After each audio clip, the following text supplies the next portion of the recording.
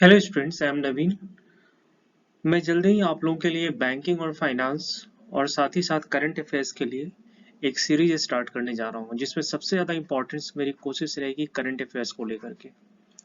क्योंकि ये current affairs में अभी जो इम्पोर्टेंट है कि आप इसके बेसिक कॉन्सेप्ट को समझें। यानी किसी भी टॉपिक्स पे ये इम्पोर्टेंट है कि आप जो टॉपिक्स दिए हुए हैं उससे मिनिमम 5 क्वेश्चंस आपको एराइज करना है, यानी कि 5 क्वेश्चन कम से कम आप खुद तैयार करें।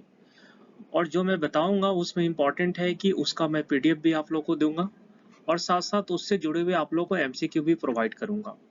अब जो भी टॉपिक डिसाइड करना हो, वीकली टॉपिक जिसको हम कह सकते हैं कि एक वीक में जो भी टॉपिक होंगे उन सभी टॉपिक पे अलग अलग कम से कम मिनिमम एक क्वेश्चंस का एक कैटेगरीज बनाना है। उस कैटेगरीज में खास करके एवरेज किस तरह के क्वेश्चन पूछे जा रहे हैं उस पर भी फोकस रहेगा, और पिछले ईयर्स यानी 2022-23 में किस तरह के क्वेश्चन पूछे गए हैं उनका भी हम एनालिसिस करेंगे कि किस तरह के क्वेश्चंस पूछे गए हैं।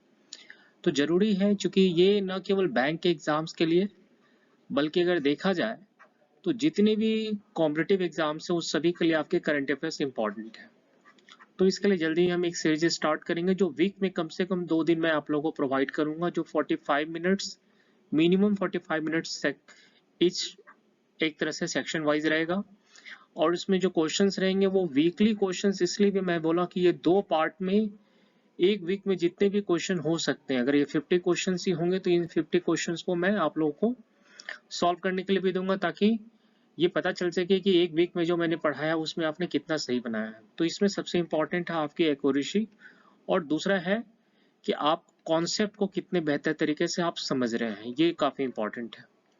अभी जैसे हम अभी कुछ बर्निंग टॉपिक्स को भी अगर हम देखें तो देखिए कि बहुत सारे ऐसे इंस्टीट्यूशन हैं जहां से एक तरह से डेप्थ क्वेश्चंस आ सकते हैं। जैसे आप सुप्रीम कोर्ट को आप देख लीजिए, अभी इसमें बहुत सारे एक तरह से गाइडलाइन दिया है, खास करके डिफरेंट कमिटीज भी बनाई गई है। तो आपको डिफरेंट कमिटीज के अलावा भी जो अभी सुप्रीम कोर्ट ने बहुत सारे ऐसे वर्डिक्ट किए हैं उनको भी आपको ध्यान में रखना है।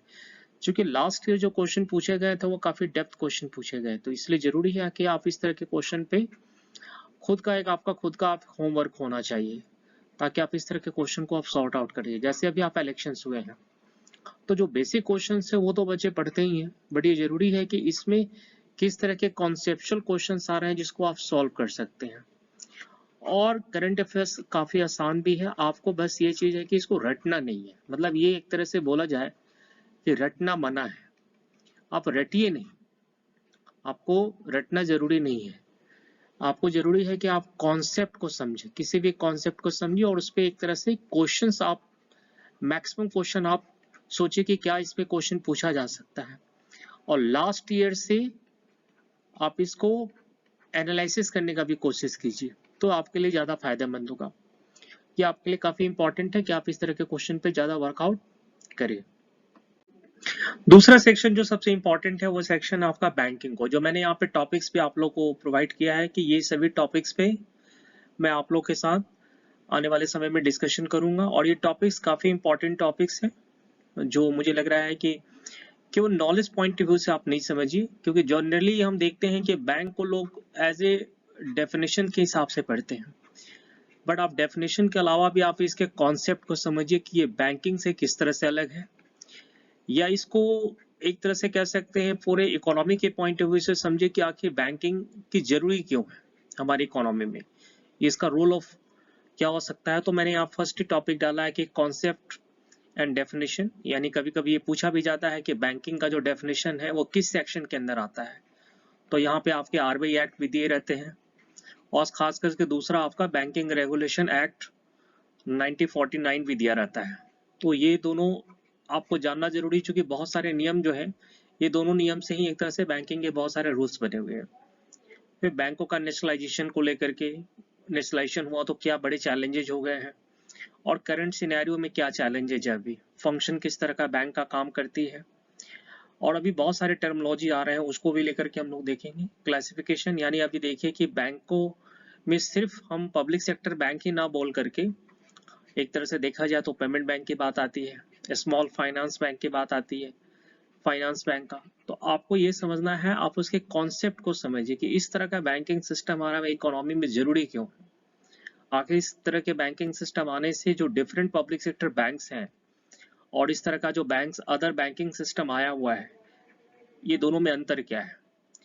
उसके बाद आप मनी लेंडर, जो कि एक तरह से हमेशा पूछा जाता है कि मनी लेंडर्स और बैंक के बीच अंतर क्या होता है, या फाइनेंशियल इंस्टीट्यूशन या बैंक के बीच दोनों में डिफरेंसेस क्या है। तो ये सभी बेसिक कॉन्सेप्ट को समझेंगे और कोशिश रहेगी कि बैंकिंग से जुड़े हुए कोई भी क्वेश्चन जो प्रीवियस ईयर भी पूछे गए हैं वो सभी क्वेश्चंस एक तरह से सॉल्व होना चाहिए।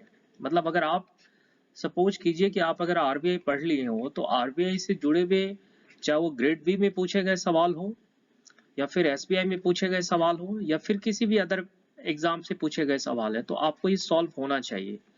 और मेरा फिर वही एक फंडा है, हर टॉपिक से मिनिमम एक, अगर आप टॉपिक पढ़ रहे हो तो एक टॉपिक से कम 5 क्वेश्चन, अगर आप 10 क्वेश्चन एराइज करते हैं तो और अच्छी चीज है। जैसे फॉर एग्जांपल अगर हम देखें, अगर हम एक टॉपिक उठा रहे हैं कि भाई किसी भी एक टॉपिक को हम लेकर चले, जैसे मान लिया जाए हम जनधन को ही ले रहे हैं, जनधन योजना।